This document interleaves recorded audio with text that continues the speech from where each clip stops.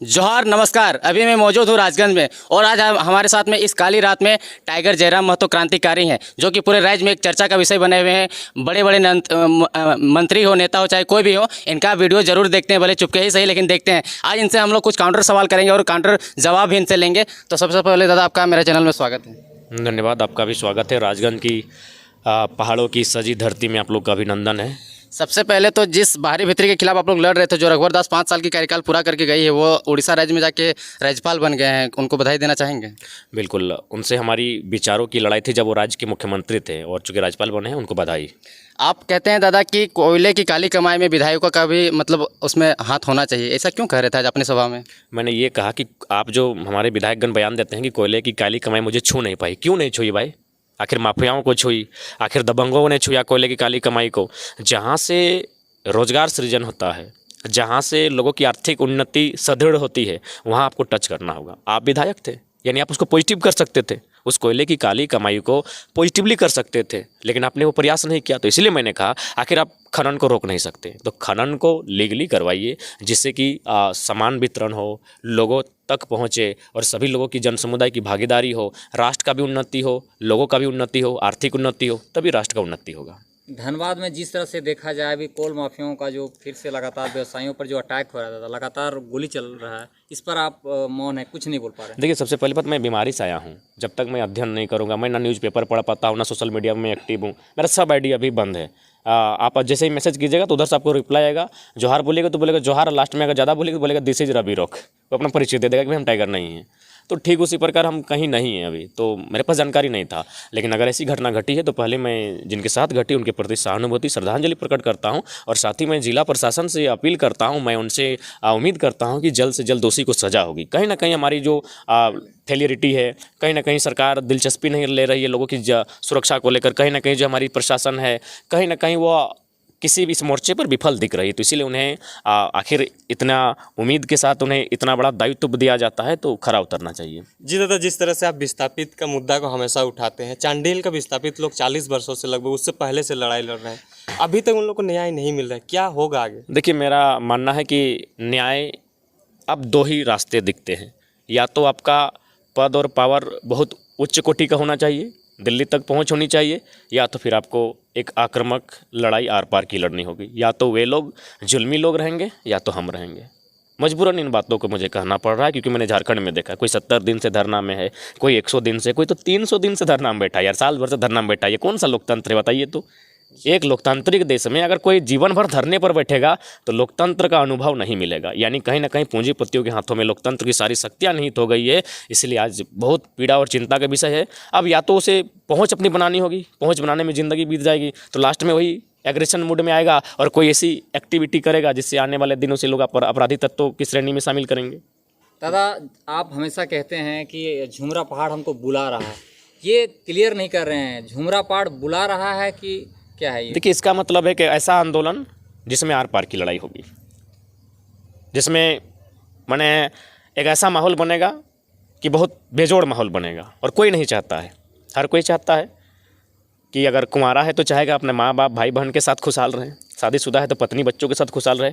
कोई ऐसा समाज नहीं चाहता है। लेकिन अगर कोई मजबूर करता है, लगातार अत्याचार करता है, शोषण करता है, दोहन करता है, तो कहावत है, मरता क्या नहीं करता, क्या करेगा बेचारा। दादा, आप 60-40 का लगातार विरोध कर रहे थे, लेकिन कुछ ही दिन पहले 60-40 नियोजन नीति के आधार पर एग्जाम होता है, रिजल्ट भी आ जाता है, और उस रिजल्ट में देखा जाता है कि कुछ खास सेंटर से टोटल लोगों का सिलेक्शन हो जाता है, स्टूडेंट का सिलेक्शन हो जाता है, और लोकल का रिजल्ट नहीं आता है। दूसरी तरफ क्या कहेंगे? लोकल का रिजल्ट जनरल में नहीं आएगा। जनरल जो है कोटा, उसमें लोकल का रिजल्ट अगर आ गया तो बहुत भाग्यशाली है, या तो प्रभावशाली है। 2 कारण है, और एक मेहनत। 1% चांसेस है कि मेहनत करने वालों को इग्नोर अब नहीं करेंगे। लेकिन जो एवरेज, क्योंकि रिजल्ट तो एवरेज का भी होना चाहिए, सब टॉप थोड़ी करेंगे, लेकिन जो लोग एवरेज बीच में है, असमंजस में है कि हो सकता है नहीं हो सकता है, उनका कभी नहीं होगा।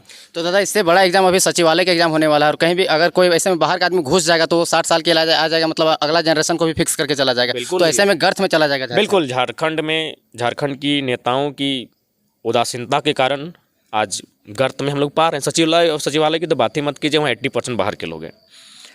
और बिल्कुल यहाँ की संस्कृति के साथ यहाँ की भाषा, संस्कृति, परंपरा, भौगोलिक पहचान को मिटाई जाएगी। और फाइनली अगर मेरा मानना है, चूँकि मैं एक दार्शनिक दृष्टिकोण से अगर देखने जाऊँ, मैं भी एक पीएचडी का छात्र हूँ, तो मैं 2050 तक झारखंड को आधा पाता हूँ।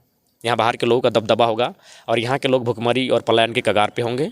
इसकी शुरुआत हो चुकी है कोयलांचल के क्षेत्रों से। बहुत धमाकेदार तरीके से बीसीसीएल सीसीएल मनमानी कर रही है, यहाँ के लोगों का जमीन का जबरन अधिग्रहण कर रही है। जी, जिस तरह से तमाम जगह पे जेबीकेएसएस का विस्तार चल रहा है, विस्तार चलते चलते ऐसा निकल के आ रहा है कि हर एक जगह पे कहीं ना कहीं 3-4 पार्टियों में बंट जा रहा है। देखिए, सबसे पहली बात, जो भी जेबीकेएसएस में यूथ है, सबको जयराम महतो नहीं है। लोग भी यही सवाल कहते हैं कि जयराम महतो एक जगह, बाकी जगह कौन?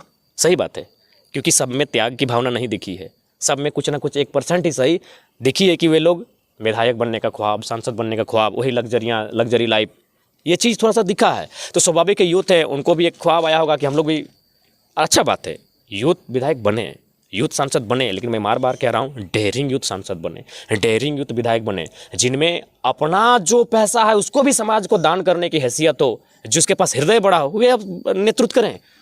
लेकिन पुराना पॉलिटिक्स जेबीकेएसएस बिल्कुल भी नहीं करेगी। हम लोग बाकायदा जब चुनाव लड़ेंगे, कोर्ट एफिडेविट के साथ हम लोग इस बात की भी घोषणा करेंगे, तो हम लोग का जो निजी पेमेंट भी होगा, सरकारी पेमेंट, उसको भी हम लोग 30 to 40% रखेंगे, क्योंकि हम लोग का भी परिवार है, बाकी जनता के लिए कामों में सुपुर्द दादा, कर आप देंगे। बीजेपी को लेकर के इतना ज़्यादा एग्रेसिव क्यों हो जाते हैं? आप बार बार बीजेपी को ही ज़्यादा टारगेट नहीं, करते हैं। 2 साल से तो झारखंड सरकार से देखिए सबसे है। पहला बात देखिए नजरिया। अब हम लोग लोकसभा में जाएंगे तो क्या लोकसभा में जेएमएम कहाँ है? धनबाद सीट जेएमएम की है, गिरिडीह जेएमएम की है, तो जाहिर सी बात हम बीजेपी की नीतियों की आलोचना करेंगे। आखिर एक बात बताइए, ये है आलोचना, जब तक क्रिटिक्स नहीं आएगा सामने, जब तक आलोचनाएं नहीं आएंगी, तो अगर वो बेहतर है तो फिर आपको किस आधार पे लोग वोट करेंगे? तो उनकी आलोचनाएं, उनकी गलत नीतियां, उनको तो बताना होगा, उनको प्रेजेंट करना ही होगा। तो वही हम बताते हैं कि हो सके, हम तो यही कहते हैं कि हो सके भाई, जो केंद्र में सरकार है वो पूरे भारत के लिए अच्छी होगी, लेकिन झारखंड के लिए नहीं है। मैंने उदाहरण दिया ना वही गोड्डा वाला, कि जब गोड्डा का जमीन लिए तो बिजली गोड्डा में क्यों नहीं, ढाका को क्यों? ढाका से जमीन लेते। अब तो इंटरनेशनल व्यवसायी हैं, अडानी साहब को तो इंटरनेशनल ऑस्ट्रेलिया में कहाँ नहीं है, तो आपको ढाका को ही बिजली देना था, तो जमीन ढाका से क्यों नहीं ली? सीधा सवाल है, कौन करेगा ये सवाल? कौन करेगा? यहाँ सवाल अक्षय कुमार करता है कि मोदी जी आम चूस के खाते हैं कि काट के खाते हैं? भाई यही तो स्तर है आज हमारी नेशनल मीडिया में। सवाल किसको करना चाहिए था? अंजना ओम कश्यप को। सवाल सुधीर चौधरी करना चाहिए था, सवाल चित्रा त्रिपाठी को करना चाहिए था, क्या नाम है, उनको करना चाहिए था। सवाल अक्षय कुमार कर रहे हैं, कुछ दिन बाद अजय देवगन करेंगे और सुनील शेट्टी करेंगे। अच्छा, जिस तरह से तमाम जगह पे उतना लोग सामने आ रहे हैं पॉलिटिक्स में, तो आप चूज कैसे करिए कि जब पॉलिटिक्स में जब वो विधायक एमपी एमएलए के लिए जब आएंगे तो देखिए, कैसे? मैं आपके चैनल के माध्यम से तमाम नौजवानों को एक संदेश दूंगा कि हारी हुई टीम का कैप्टन बनने से अच्छा है विनिंग टीम का प्लेयर बनिए।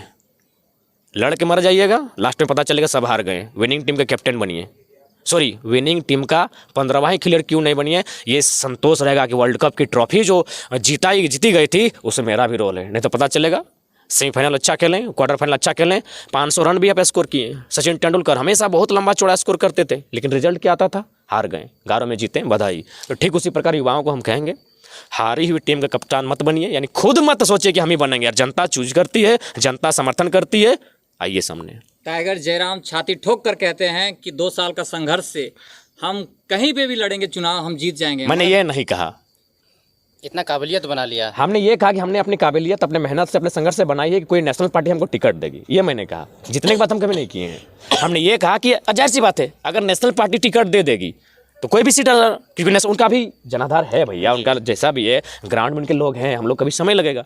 हम ये कहते हैं, हमने ये कभी नहीं कहा, हमने ये कहा कि आप हमें जिताइए, हम लोग सदन में आपकी चर्चा करेंगे, सदन में आपके लिए लड़ेंगे, आपके लिए बहस करेंगे, और आपके लिए मरना पड़े तो मर के आएंगे। सेकंड टाइगर जयराम के बाद अगर सेकंड, थर्ड, फोर्थ, 5 अगर हम टॉप लीडर में जाएंगे जेबीकेएसएस का, तो वो चेहरा कौन होगा दादा? वो तो आप डिसाइड कीजिएगा, वो तो मीडिया का काम है। जयराम महतो कैसे करेगा? दादा पद बांट नहीं ना रहे हैं, 2-3 पद बांट दिए शांत हो गए हैं। नहीं, सब पद का लगभग हो चुका है। दिवाली से पहले हम लोग बायोलेटर घोषणा हो जाएगी। देखिए, एक्चुअली आप भी जानते हैं कि मेरा पीएचडी का एग्ज़ाम चल रहा है। जो लोग मेरे साथ रहते हैं उनसे पूछिए कि हम आज नहाए हैं, आपको मजाक लगेगा, लेकिन ये सच्चाई है। हम आज नहाए हैं, सिर्फ शौचालय और मैंने सोच के लिए बाहर निकलते हैं, खाना भी वहीं खाते हैं, हाथ वहीं देना पड़ता है, लैपटॉप में, कलम कॉपी में, किताब में, चीज़ के घास के मैंने आप चलिए आप दिखा, हम रूम में बैठाएंगे, हर एक पेज में इतना दाग है, एक वर्ड को इतना पोस्टमार्टम किए हैं कि मत कहिए। तो 4 दिन बाद हम घर से, मैंने उस कमरे से बाहर निकले नहा धो के, आज की सभा था। अच्छा, लोग ये जानना चाह रहे हैं कि पार्टी का कहाँ तक पहुँचा रजिस्ट्रेशन का प्रक्रिया? दिल्ली तक पहुँच गया। ये तो सभी जानते हैं, फोटो वायरल हो ही गया लास्ट में, दिल्ली तक पहुंच गया है हम लोग का। नाम क्या कितना पार्टी का कितना change कितना होगा? कितना दिन देखिए में कुछ लगभग सस्पेंस में रहने दीजिए, पार्टी का नाम जिद रहेगा, युवाओं की जिद। कितना जैसे लेटर कितना हेमंत सोरेन की झारखंड मुक्ति मोर्चा, सुदेश महतो जी की आजसू, हेमंत सोरेन जी की झारखंड मुक्ति मोर्चा, ठीक उसी प्रकार युवाओं की जिद होगी। अब जिद का क्या मतलब है, आप लोग थोड़ा सस्पेंस में रहने दीजिए। कितना दिनों तक मिल जाए, कितना दिनों देखिए का? हम लोग नया नया लड़का है, कैसे कह सकते हैं, लेकिन उम्मीद है अगर कोई माने अनहोनी आशंका नहीं हो तो अच्छा बेहतर। दादा, दादा, आपके एक और बड़े बड़े सवाल है। कद्दावर नेता आपके सभा को डिस्टर्ब करने की कोशिश हाँ करते हैं। बिल्कुल, रात 3 बजे आज तक एकदम राजगंज में तो बवाल हो गया। यहाँ जितने भी महिला समूह चलता है उनके पास बड़ा नेताजी पहुँचे, नहीं जाना जरा ऐसे लाओ, अरे इतना आदिवासी भाइयों को तोड़ा, हे वैसे लाओ, जाति के नाम पे था, खुद हमारा जात का है और दूसरा को जाति के नाम से भड़काया। तो ये चीज़ देखें, लेकिन खैर हमें कोई अफसोस कभी नहीं रहेगा। मैं अपने आप को विचार मानता, आपने भी देखा लोग डिमांड कर रहे थे, भीड़ उठ के जा रहे थे, लेकिन हम फिर भी लड़की को भाषण दिलवाएं। जयराम चिल्ला हाँ, लेकिन हम फिर बोले नहीं, ये लड़की अच्छा बोलती है, इसको सुनिए।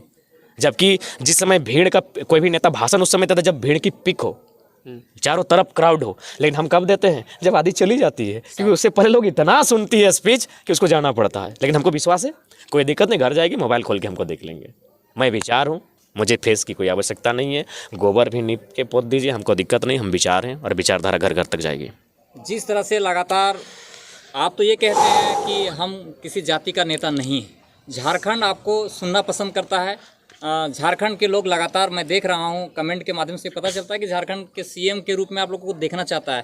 पर सवाल ये बन रहा है कि लोग जिस तरह से आपको एक जाति का नेता बनाकर फोड़ने का जो प्रयास कर रहा है, तो कहीं ना कहीं नहीं लग रहा है कि आप महतो कास्ट से जरूर आते हैं और हर एक नेता के पीछे कोई जाति होती है, पर नहीं वो बिल्कुल अगर मान लेते हैं कि जो आपकी प्रतिभा है, जो आपका टैलेंट है, कहीं ना कहीं वो नहीं लग रहा कि महतो समाज आपको अनदेखी कर रही है?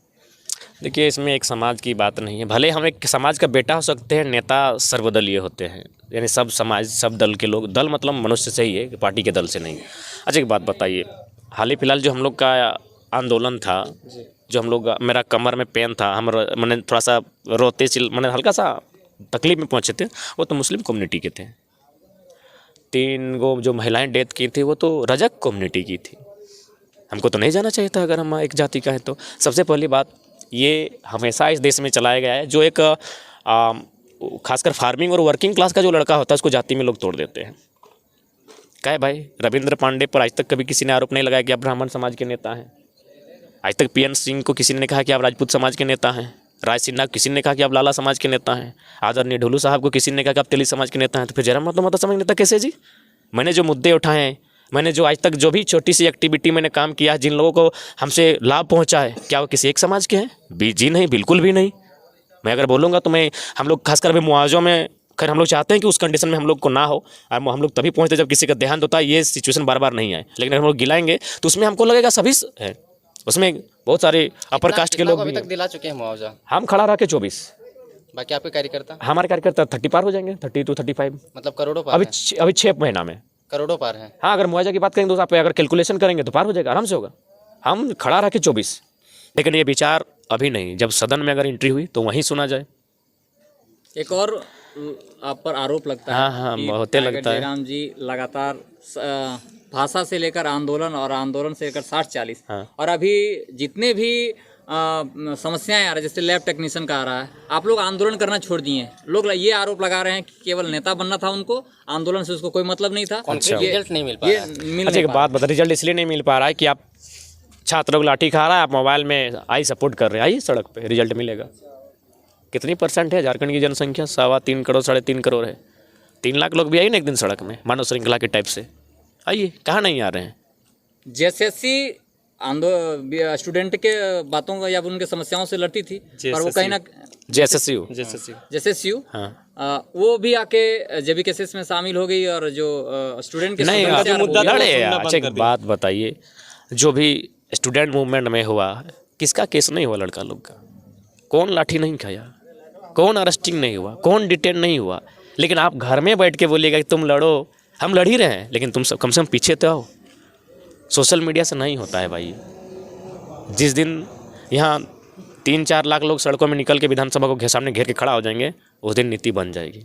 लेकिन यहाँ लोग अच्छा समझौता कर लेते हैं परिस्थितियों से कि चलो जिंदा तो हैं, यहाँ लोग अधिकार नहीं चाहते। मुझे कार्ल मार्क्स का एक घटना याद आया।